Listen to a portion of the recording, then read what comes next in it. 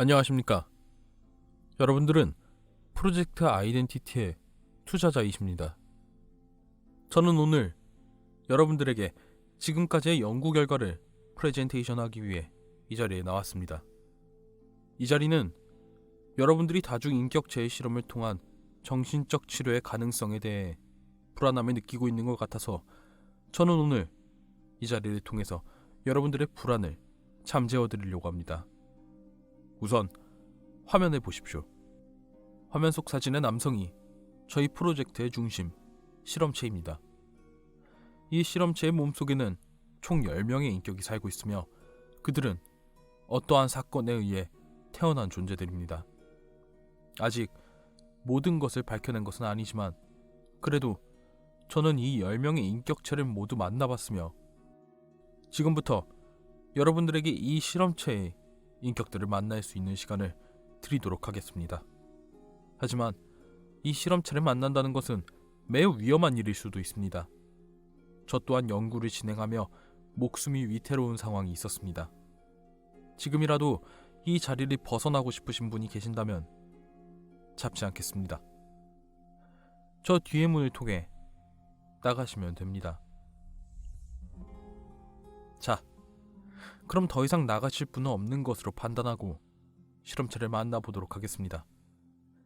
그 전에 여러분들은 저의 소중한 투자자이십니다. 한 분 한 분 거액을 투자하셨기에 실험체를 만나는 과정에서 불상사가 벌어질 경우 앞으로의 실험에 영향을 미칠 수도 있으니 실험체를 만나기 전 이 자리를 통해 10명의 인격체를 미리 사진과 글로 소개하며 주의하셔야 되는 점을 말씀드리도록 하겠습니다. 제가 지금 말씀드리는 것을 숙지한다면 여러분들은 안전하게 귀가하실 수 있으실 겁니다. 그럼 진행하도록 하겠습니다. 이 실험체의 인격은 총 10명입니다. 하지만 그중 진짜는 누구인지 아직 밝혀내지 못했습니다. 인격은 어떠한 충격을 받으면 깨어나고 그 깨어난 인격이 10명 중 누구인지 알기 위해서는 그들의 특징을 알고 있으셔야 합니다. 어느 인격 중에는 자신을 알아보지 못한다는 이유로 저를 죽이려고 한 인격까지 있었습니다. 그러니 여러분들은 제가 지금까지 알아낸 이 특징들을 확실하게 기억하시고 숙지해 주시길 바랍니다. 첫 번째 인격입니다. 이 인격의 이름은 존. 불을 굉장히 좋아하는 친구입니다.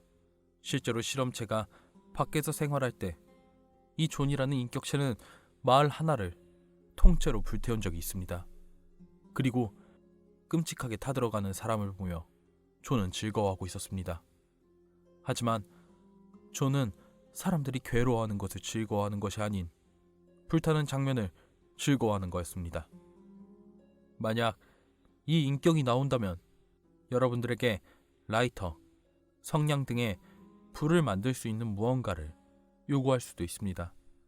혹은 강제로 뺏을 수도 있습니다.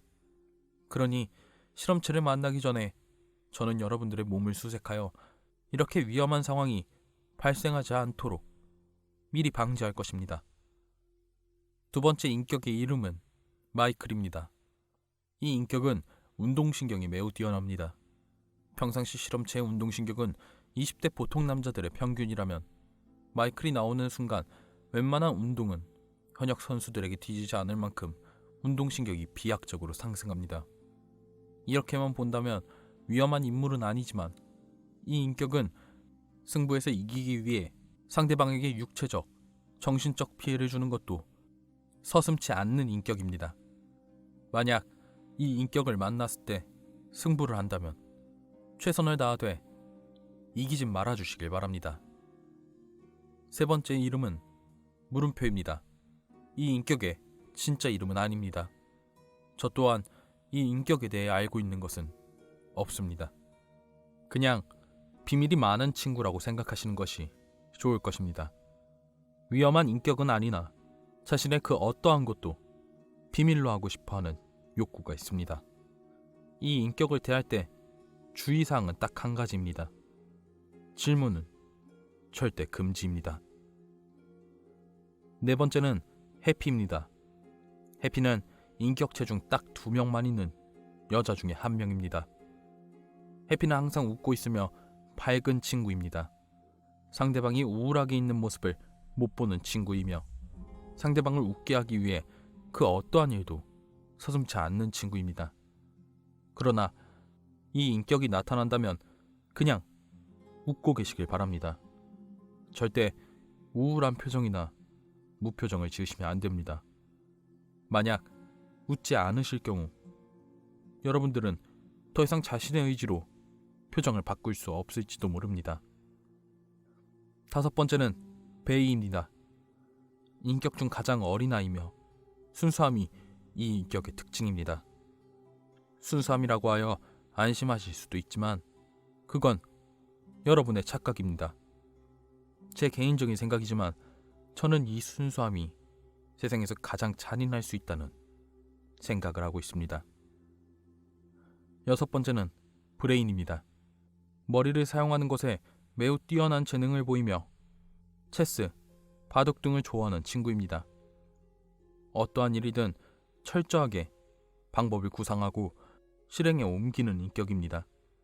평상시에는 이 인격이 가장 안전할 수 있지만 만약 이 인격이 여러분들을 마음에 들어하지 않는다면 여러분이 평생 경험해보지 못한 체계적인 방법으로 여러분들을 사라지게 할 수 있는 위험한 친구입니다.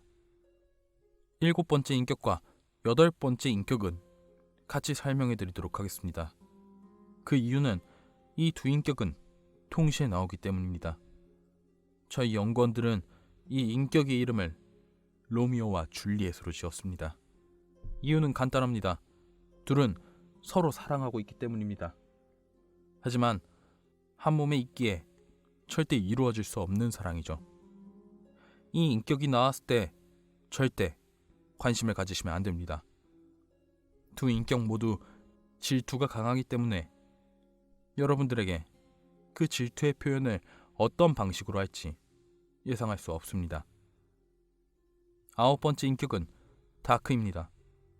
이름 그대로 매우 어두운 인격입니다. 조용하고 어둡고 그 어떤 곳에서든 소외된 느낌을 강하게 받는 친구입니다. 그러기에 이 친구가 나온다면 반갑게 인사를 해주셔야 합니다. 만약 이 인격을 다른 인격과 착각하실 경우 목숨이 위험하실 수 있습니다. 이 인격은 자신을 알아봐주지 못하는 것을 매우 싫어합니다. 마지막 인격은 10명의 인격 중 가장 위험한 인격입니다. 이유는 매우 간단합니다.